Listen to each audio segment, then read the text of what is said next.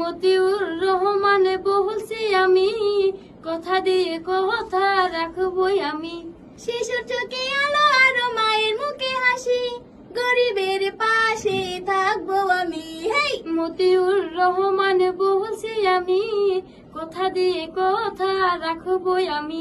তো গাইস, তো গানগুলো তো আপনারা শুনলেন।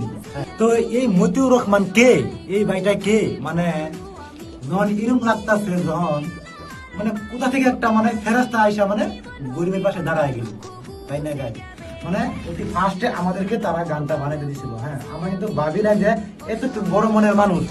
যখন নাকি আমাদেরকে গানটা নিয়ে আপলোড করলো মতিউর দাদা, তখন থেকে মানে আমরা ফেসবুকে যাবার পাই না, ফেসবুক এবং ইনস্টাগ্রাম ইউটিউবে খালি অনলি মতিউর রহমান, মতিউর রহমান, মতিউর রহমান।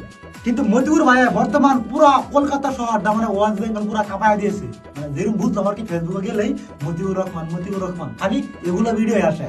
অ্যাকচুয়ালি ভিডিওটি ভালো লাগছে।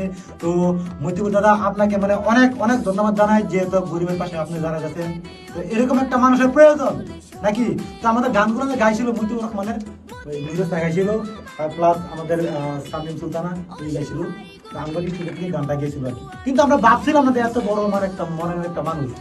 হ্যাঁ, তো মতিউর দাদা আপনি যদি ভিডিওটা দেখে থাকেন তো একটা কমেন্ট করে যাবেন, কারণ এখন কিন্তু আপনার ফ্যান আমরা হয়ে গেছি। কারণ আপনি যেভাবে গরিবকে সাহায্য করতেছেন তা দেখে আমরা মানে পুরা অবাক।